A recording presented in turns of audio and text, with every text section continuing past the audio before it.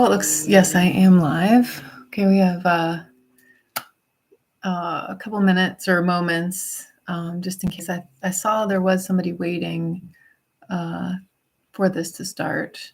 Okay, and I see a person's here. So we'll see if someone else shows up, and then we will get started in just 5 minutes, or not 5 minutes, 5 seconds. That would feel like forever. So this is Let's Talk Tuesday. It is August, it's 2022, and I have lots of stuff going on in the calendar. So I'm going to talk about that first, and then we're going to talk about the topic of rhythm, this pieces of wellness, which is the focus of each month. It's a different piece of wellness. We are going to be looking at rhythm for this month and build that into something else for September. But before we talk about that, I want to do my announcement sort of things. There's going to be a in-person workshop, which I will also do a live stream for that. If somebody wants to do virtual attendance, it's going to be at the Candor Library. It's part of their reading program, actually.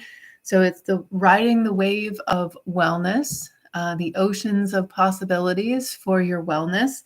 We're going to be meeting at 5:30.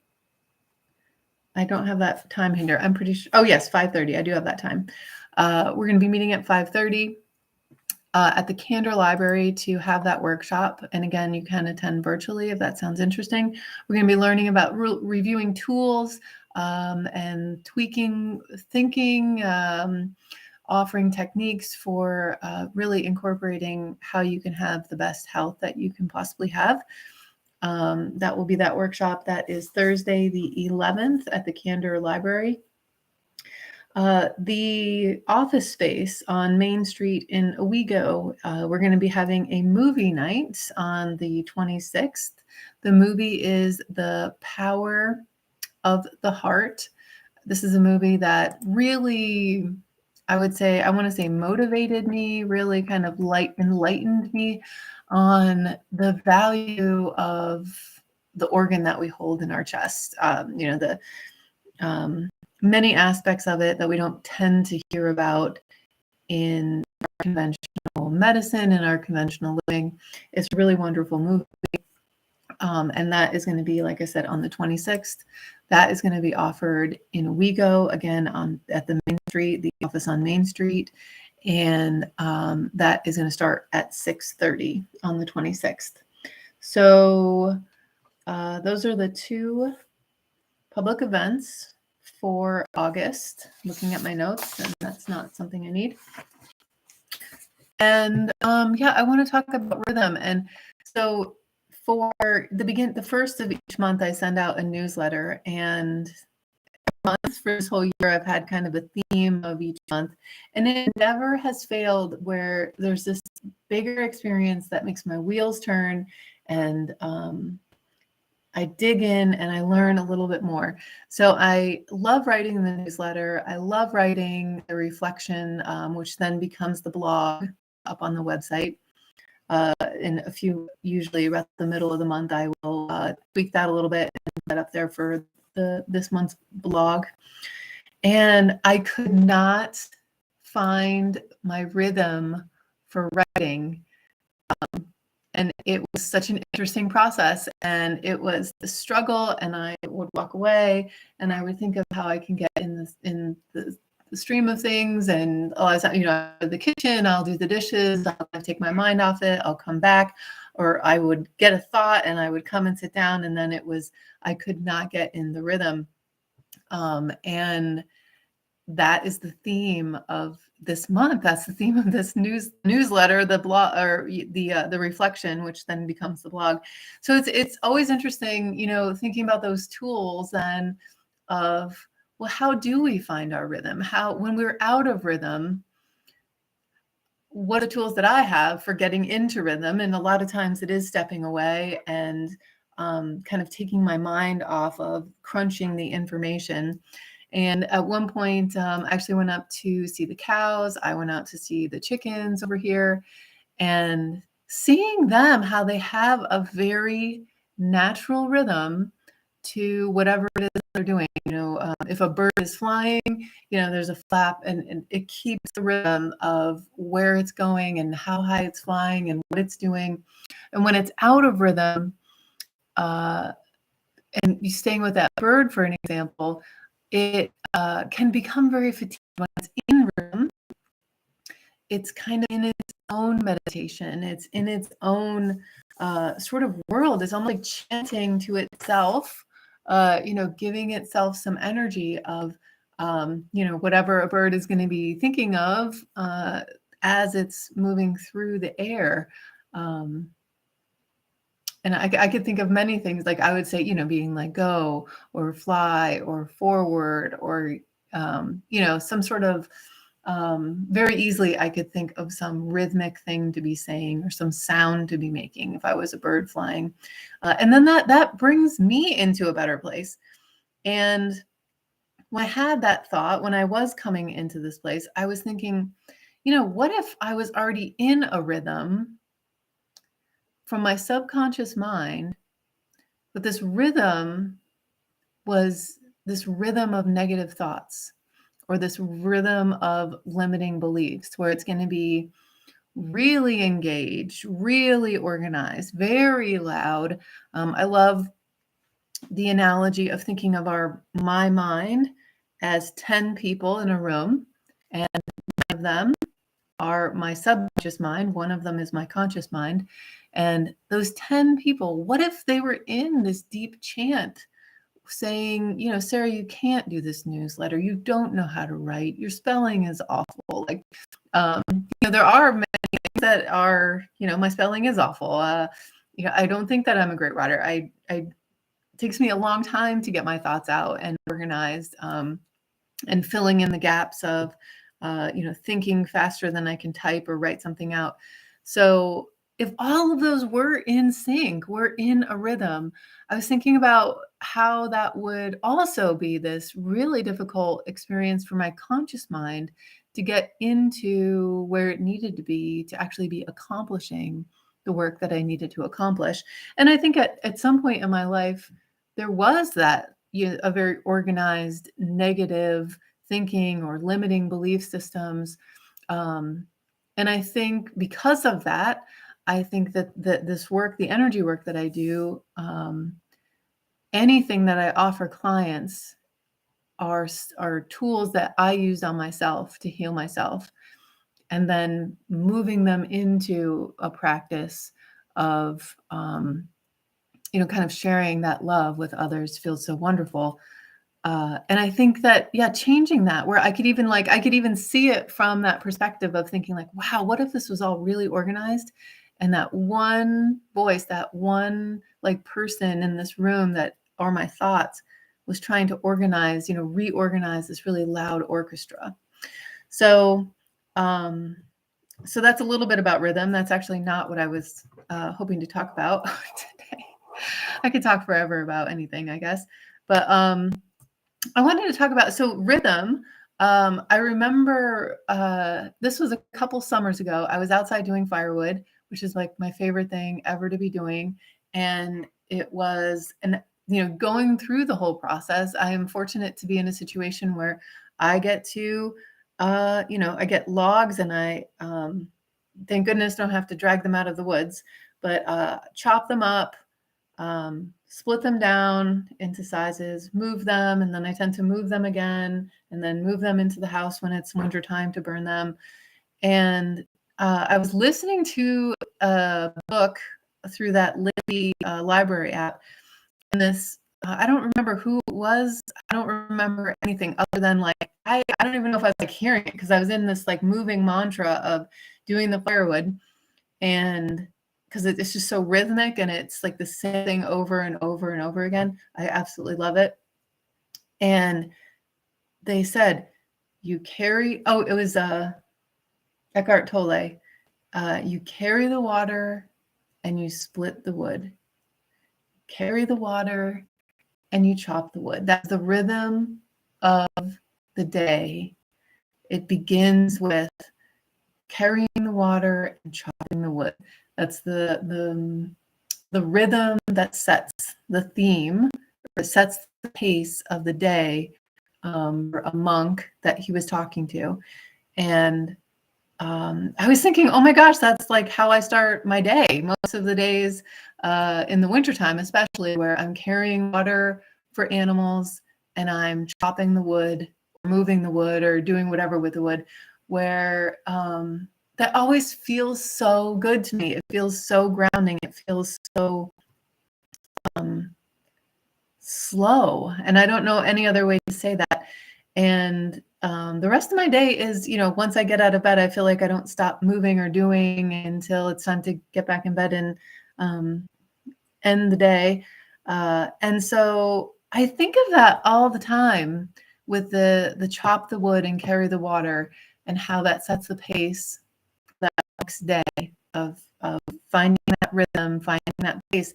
And it's almost like ringing a bell, like a meditation bell, which I wish I had my meditation bell here, so that it resonates with the body. And so if there is something that's a little bit off, that rhythm introduces like a guiding vibration, a guiding frequency, a guiding rhythm to this. We're going to chop the wood. We're going to carry the water. We're going to chop the wood. We're going to carry the water. Neither of those happen very quickly, even if you want that to happen quickly. And, we can have that rhythm. Not everyone has that opportunity to be carrying water all over their yard for some reason or another, or even chopping firewood or moving firewood. But we can start that with some very gentle Tai Chi in the morning, or Qi Kong movement in the morning, or gentle stretching. It doesn't have to have any sort of fancy word. Tapping, the EFT, the emotional freedom technique, welcoming a thought into your body with that vibration of I like to start with the hand, introducing that vibration into the body, introducing that rhythm of the day. I love and I accept myself just the way I am. What a wonderful rhythm, what a wonderful thought to to vibrate into the beginning of your day, to hone in anything that might have some dissonance to it, where it's not carrying a frequency of love and I accept myself just the way I am. And in thinking of this, carrying the water and chopping the wood, and how ancient the behaviors of traditional monks are, it had me remembering that how common it is in ancient cultures when we learn about anything that they have recorded, or any tools that we find for healing techniques, or even cultures now that have traditional belief systems, they rely on rhythm very regularly throughout the calendar year, having a monthly celebration that includes dancing and drumming and drum circles and moon circles and singing. In church every Sunday, Saturday, whatever it is, chanting, meditating, finding a mantra to come back to, whether it's just a sound, or it's a phrase. That's a vibration, and there is a rhythm to what it is that you're saying. And if there's not, if you think about the rhythm, if you create a rhythm where you're saying something in a rhythm, like I love and I accept myself just the way I am. I love and I accept myself just the way I am. Finding that rhythm, your body can begin to move to that rhythm and absorb it in a different way. It's very powerful to think about that simple. Simple does not always mean easy, but this very simple technique of finding a rhythm to help bring organization into a process where you're trying to find. So last month we talked about alignment. And it is very important for alignment, and it's very important for rhythm to know where we're going. Do we need to go faster? Well, we need to have a rhythm that's faster. Are we calming down? Are we slowing down? Are we saying thank you for our day? Are we, coming into a rest? We're going to then want to have a slower rhythm. So when we know what our intention is, when we know when the meaning is, when we know where we're going, what we want, we then can find alignment. We then can find a rhythm. And both of those things are momentum to what we have just discovered is what we want, and where we're going, and these things that we're trying to gather. But when we're focused on what we don't want, when we're focused on what that negative energy, that chanting of those 9 voices, we are asking very loudly for more of those things. So when we're worried about our bills, and we're worried about or when we're feeling lonely, and we're feeling angry, and we're saying things like, I don't want any more anxiety, I don't want any more stress, we have to recognize that we are energizing those things we don't want. That's those 9 voices getting very loud and very organized. So what is it that you want? And I love telling people, just do a Google search. What's the opposite of anxiety? And find a couple words that really resonate with you and say, ooh, I would love a calm heart. I would love to feel confident. That has more meaning, and that organizes that subconscious mind in a way where it's really focusing on what it is that you want. So then that we become aligned to calmness or confidence or financial stability. We can then become aligned with that, and then we can find a rhythm. We can then use those things as momentum and motivation to be going to those places of calmness and confidence and financial I don't even remember what I said, financial stability.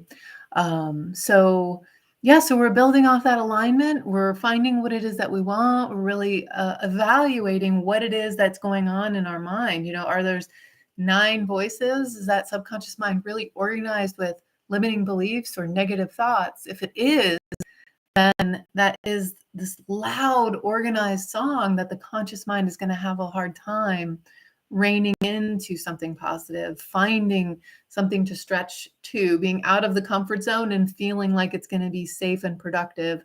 And it's going to be creating strength instead of kind of crushing us down. If we arrive out of our comfort zone, we need to have those things organized as far as positive, like where are we going? We're not going to be out of our comfort zone, sort of floundering around and just creating that self-sabotaging experience that can sometimes happen. So that's a lot about rhythm, a little bit more than what I was planning on talking about, but interesting to be thinking about those ancient cultures and how they use that rhythm on a very regular basis to celebrate what it is that they wanted. They wanted rain, they wanted fertility, they wanted happiness, they wanted balance on the earth, they wanted to celebrate. And they incorporated drums and dancing, or a lot of things that would create rhythm and celebrate rhythm. Healing techniques of the sound healing with the singing bowls and crystal bowls. That is so interesting to me. And things as simple as chanting and meditating and mantras. All of that is a form of rhythm. So exploring that, see how that feels for you. I know I love offering the simple techniques, and I feel like every day someone wants to tell me how difficult healing is and how complicated things should be. And that is a limiting belief. And the more that we saturate our thinking, the more we organize those 9 people in our mind to be thinking those things, we're setting ourselves up for healing to be difficult, healing to take a big chunk of money, healing to take decades and decades and be hard and complicated and not fun. That does not have to be the case. We just have to let go of what it is we don't want most of the time. Our body is a healing machine, expressing all that it can express to get our attention. And it's the only tool our spirit and our mind have for trying to communicate with us and get our attention. Our body is the only thing that our mind and our spirit have to get our attention when we need to heal. So that's a lot about rhythm. Like I just said, thank you so much for people being here. That was exciting. And I'm going to say, does anybody have any comments or any questions before we get done? I did announce some upcoming events.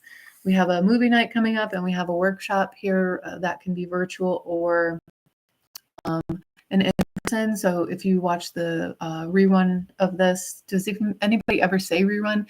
You can rewatch this, get the details, or you can just reach out to me and I can let you know. So thanks so much for being here. I will talk to you again very soon. And all throughout this month, we're going to be talking more about rhythm. Have a great night.